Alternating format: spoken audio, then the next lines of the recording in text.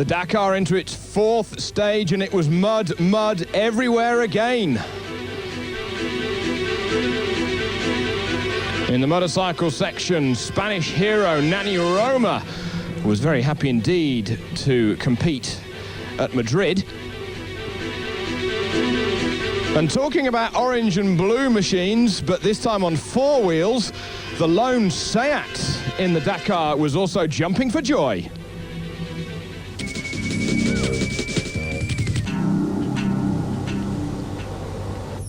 Let's just have a quick look back at what happened yesterday with the latter cars running through the stage at Château Les Tours. And all sorts of people in all sorts of trouble. Just look at the rear right wheel on this machine, the turbo diesel. Got a puncture already through the 35-kilometer stage that is regularly used by World Rally teams as testing for the Safari Rally. Here's Mark and Paul Round being towed out by the brand new V8 petrol Bowler hybrid of Steve Stamp. So the two British crews scratching each other's backs. Other people were on the brakes.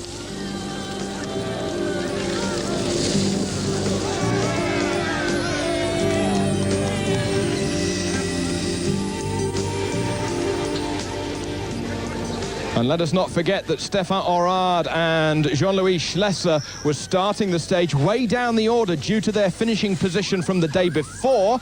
And they, of course, easily caught up many of the other amateur competitors and had to find a way through. Some people, though, it was not a good Dakar for them in the early stages. This only the third day, requiring some help of the spectators, who are, as always, as enthusiastic as ever.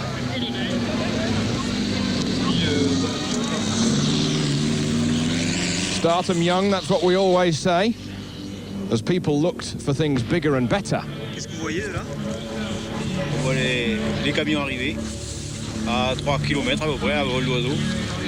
The locals saying that the trucks are arriving. They're about 3 kilometers away from here. It's easy to see the trucks from, or indeed the competitors, from many positions around the Château Les Tours complex as the stage wound its way around. Just look at the speed of this Unimog. This was the winner from yesterday in the truck section, the Italian Corrado Patano.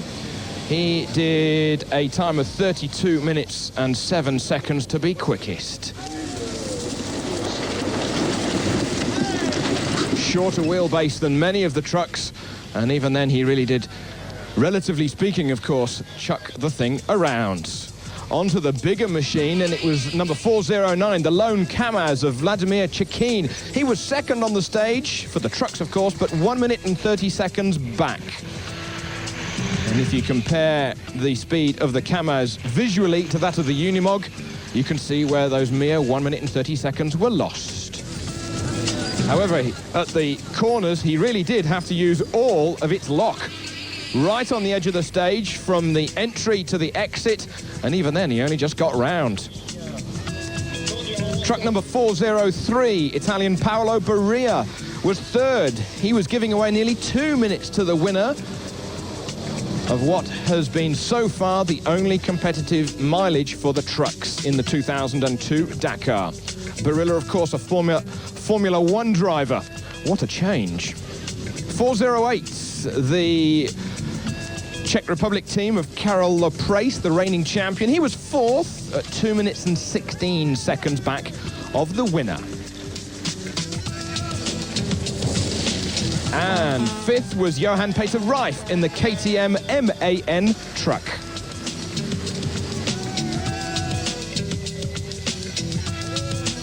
Hero of a few years back, Johannes de Rooij, got through safely in 13th position, his first Dakar stage since his enormous accident back in 1988. De Rooij, of course, having his son, Gerardus, helping him co-drive in the DAF hybrid de Rooij truck.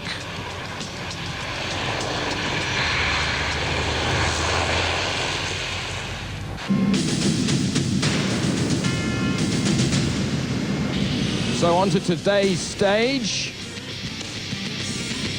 From Madrid down into Africa itself. short road section to the very short stage. We're coming to that in a moment. And then look at that, 914 kilometers of road section on 2 continents, let us not forget.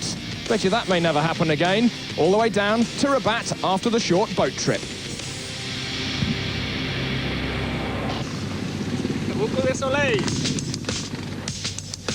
Atmosphere at the start of the stage was jovial and serious. Look at the sun, some people were saying. Well, hardly, as Richard Sankt and Nanny Roma tried to keep their hands warm whilst they waited for the green lights. Not a good start for one of the quads, though.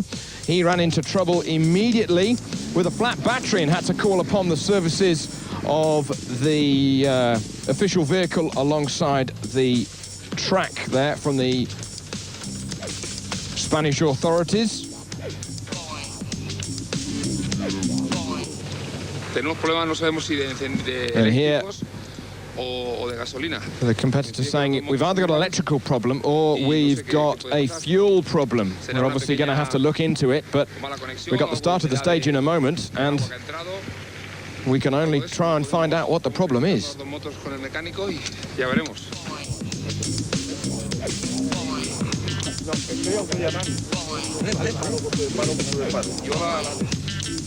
Jose Manuel Perez, local of course, and going to the commissaires. In case of not doing the special, which is the penalty? Reading of the rule books done right up until the very start of the stage. But eventually everything got sorted. Here's Nanny Roma, local of course, Spanish hero. He says, I don't really like to ride in these conditions. We only, of course, have to do it for the people. We get dirty, the bikes get dirty, but the real race is in Africa. And this is why Nanny Roma was really not looking forward to today's stage. Only 6 kilometers, that's about 4 miles in length, but look at this. It wasn't a case of mud, glorious mud. It was almost a case of a bit of chocolate mousse that was left over from Christmas. Well then, here is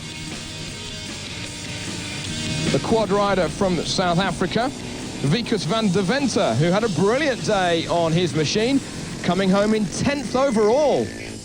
Didn't do the Dakar last year, he's with us this year. Other people were not so lucky. People were falling everywhere.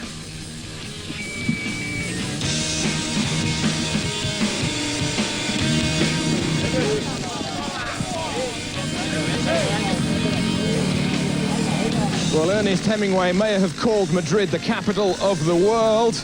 It was the capital of rally raiding today as the Dakar visited town, and it was from one extreme to the other with regards to the weather conditions.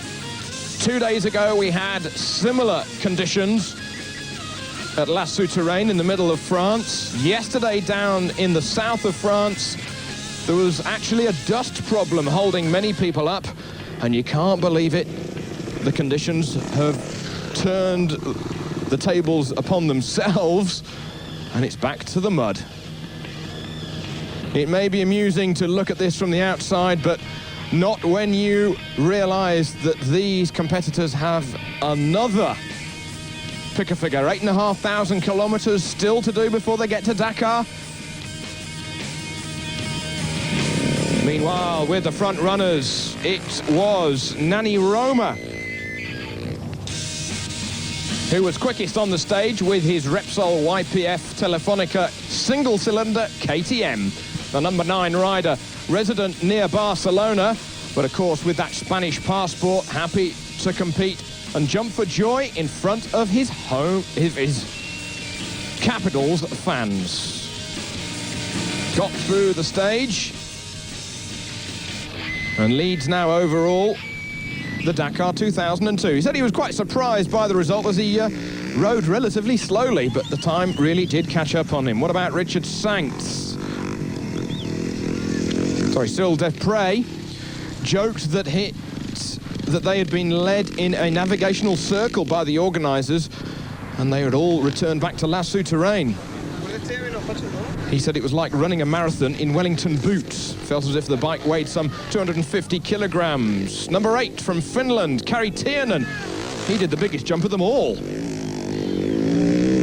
He was second on the stage, and he's third overall. Sil Desprez, third on the stage.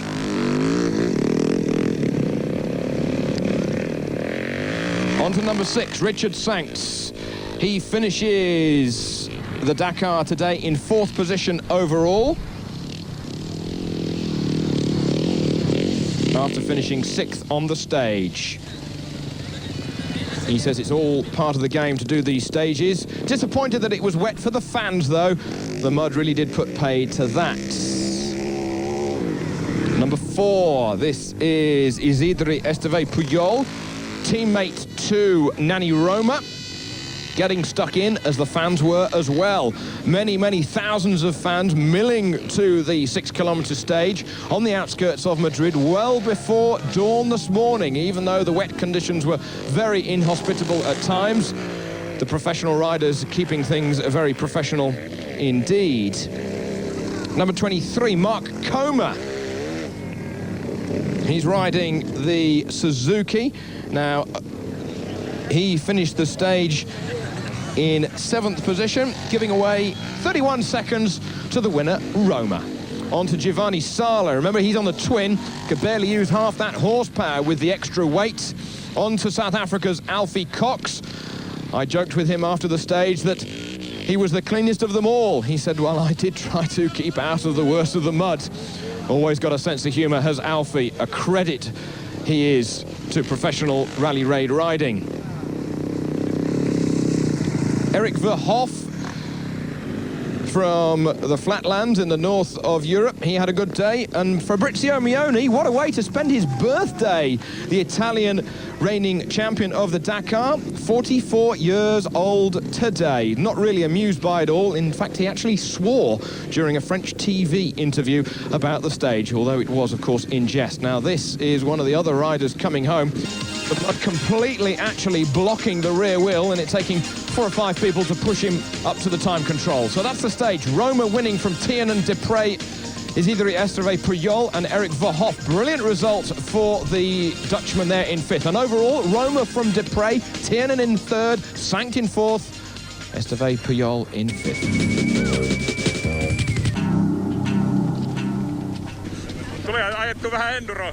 Tiernan in Suomi saying here, he says it was pretty interesting in there, and I probably only realise how bad it was now that I've stopped and I can really think about it. Richard Sancts saying the rain, the mud, the dust, it has been nothing but that since the beginning of the Dakar. It was the same at Chateau Las Tours. A pity, as it was good here. It's a good stage, but I'm sure the people would have liked to see us on a dry stage. I hope that there was a show that we put on. And of course, you can fall on a stage such as we have had today and lose 2 minutes, but it was not an issue for me. Si on assure qu'on perd 1-2 minutes, c'est pas dramatique. La vraie course, elle commence un peu plus tard. Yeah, look, I try to keep a wide line and stay out of all the big mud, but this is crazy. I mean, this is not the Dakar, but obviously coming to Europe, we have to have these conditions. And from the dust yesterday to all-night rain to an absolute mud bath, it's it's just unbelievable. But now we head on to Morocco, and hopefully things can change now. I saw on the news this morning it was raining in northern Morocco. Don't tell me this. I'm serious. Now, last year it was cold, in the early mornings, but obviously no rain. But, it won't be conditions like this, clay and mud, Oh, well, that's the Dakar.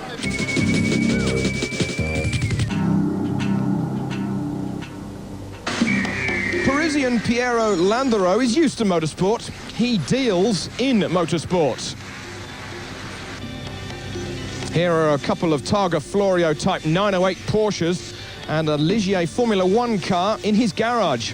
He's seen many things in world motorsport, but there is just one thing left. And you know what that is? He says here, the only person I want to impress is myself.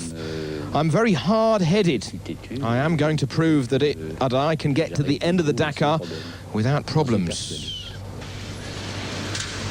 Here we follow Pierre just before Christmas on a bright sunny day, going to his daughter's house and catching up with his grandchildren. Yes, that's right. He's a grandfather, and this is going to be his first Paris-Dakar rally. Souhaiterais que... Nicolas, il a même fait de blanche. Mais qu'est-ce que tu racontes, toi Il est dans ma classe, Nicolas. Nicolas, ouais, mais est-ce qu'il fait le Paris-Dakar, Nicolas? Bah non. Ah bon, bah, évidemment, alors. Donc, il n'y a que moi qui fais le Paris-Dakar, même. Well, he says that oui, because I'm 60, I'm now a grandfather at this age. And no grandfather has ever done the Dakar on a bike. Quand je ne le ferai plus. And I think that my family really will be very happy when I stop it all. His friend in Paris, though, is former Formula One driver Jacques Lafitte, who won Grand Prix for Guy Ligier, but before having a big accident at the start of the 1986 British Grand Prix at Brands Hatch. Lafitte has done the Dakar before, and this time he is helping Piero out. And helping him out not only with a little bit of advice, but also with a little bit of physical training.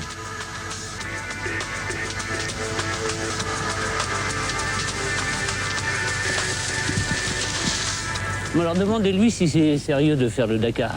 Ask him if it's serious stuff to do the Dakar. Jacques Lafitte saying the problem of Piero is that he's very highly strung, and so he wants to do that sort of thing. I would like to do the Dakar on a bike, but after my accident in 1986, it's just too much for my legs to bear. I tried it, but I don't think I'll do it again.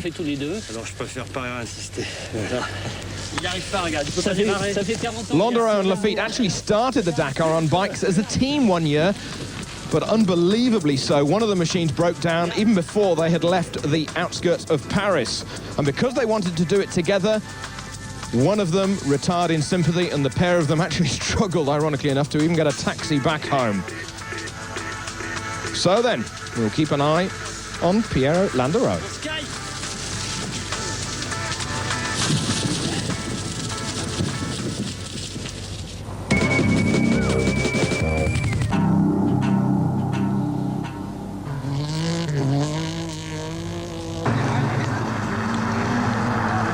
So the atmosphere at the start of the stage for the cars, obviously equally as muddy and as quagmire-like as it was for the motorcycles. Still didn't deter the fans as the showers persisted intermittently, and Grégoire de Mavius, the winner, brilliantly through the 35-kilometre stage at Château-Lastours yesterday, and the overall leader of the Paris-Dakar 2002, was the first car on the stage.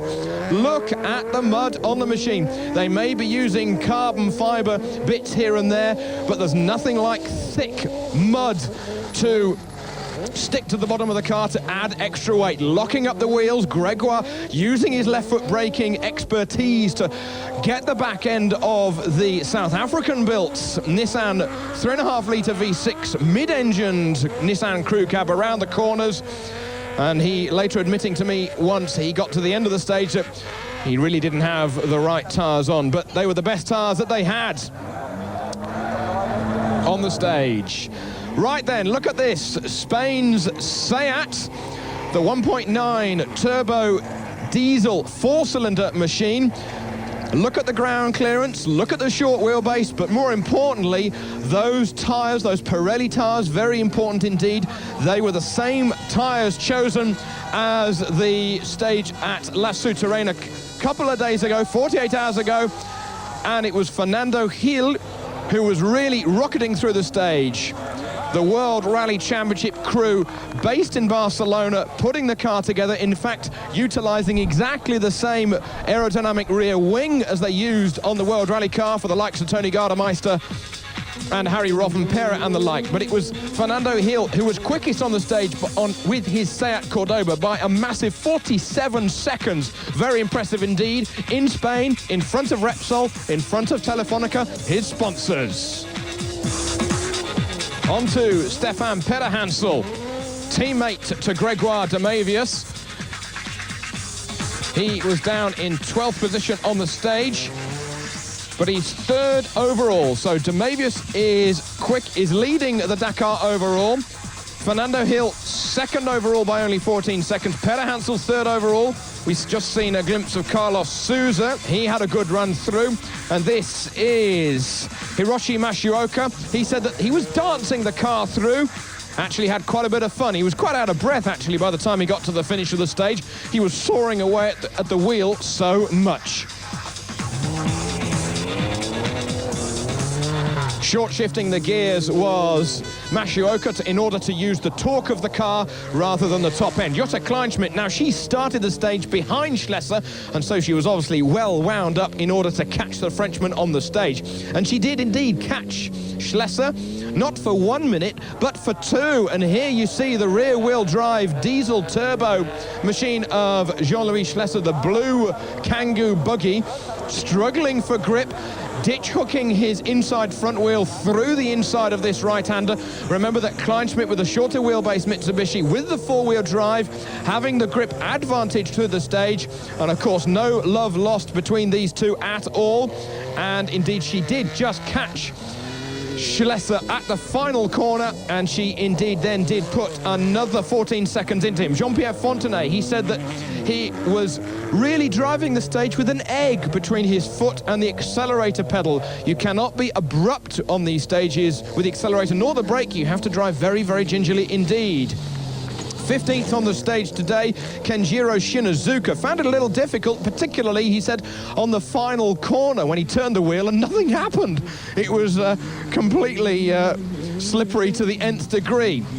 Jose Maria Servia, 19th on the stage, and the leading rear-wheel drive car, Stefan Orad in the turbo diesel buggy. Overall, he's now 12 seconds back, and on the stage he gave away 10 seconds. Oversteering, to say the least, their way through. Saeed Al-Hajri was not amused, but he's doing very, very well indeed in his Mitsubishi. Here he is from Qatar with Britain's Matthew Stevenson co-driving him all the way, hopefully, he's saying, along to Dakar. So on the stage, a second win for the Diesel Seat. 3 stages, and 2 of them have been won by Diesel. A couple of latter runners in there, Kohlberg, Sabi, Lima, but the overall leader of the Dakar is still Demavius from Hill by just 14 seconds, Peder Hansel, Souza, and Mashioka.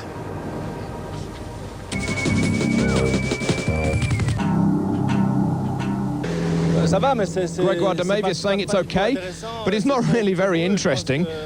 Too muddy, and I think that a great deal of people are going to get stuck in the mud behind me. For me, I think it has no interest at all. You think that the stage should have been cancelled, is the question? Well, yeah, maybe so, but it's not really of any interest for the overall ranking. It's not really racing, it's a question of just surviving, but the show must go on. The show must go on. Fernando Hill saying it was very difficult. The mud was very, very slippery, but for us it was okay. We just hope we made a good performance. Well, I can tell you, Fernando, you did. You won the stage. We're happy because there were a great deal of people around, and I'm happy to be in front of my home crowd. Stefan Peder Hansel saying it was funny, of course, but we just had no grip at all. We just didn't believe that it would rain such as it has in Madrid. We had sand tires on, and of course it was too twisty for us through the stage. We had more of a sensation through the car than we did at La Souterrain.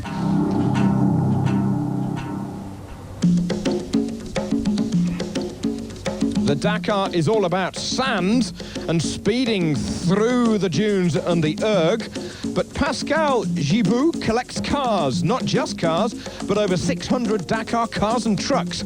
Now, he's never done the Dakar, but he knows everything about it. And his shrine is at Coulennes in the region du Sarthe, the same region as where the Le Mans 24-hour race is held. He's a postman by trade, but loves everything rally raid and everything about the Paris-Dakar Rally. I live the Dakar adventure in 1/43rd scale, and maybe I'm a 1/43rd scale driver, but of course, I have no desert. Sometimes Pascal, though, goes to the workshops nearby in Le Mans where the Toyota Trophy cars are prepared, and he loves to be up close and around the real things, inspecting them and noting all of the details for replication. Once he gets back home, in small scale. He says it's like being a child in a sweet shop, but I'm not allowed to touch the chocolate. But I suppose I'm like a child again. It's fun, but frustrating too. I'm 40 years old, but I have another 40 years in which to do the Dakar. As you may remember, Unwi, he did the Dakar when he was 82 years old. So then, like all of the competitors now this evening in Dakar 2002, he waits for the desert.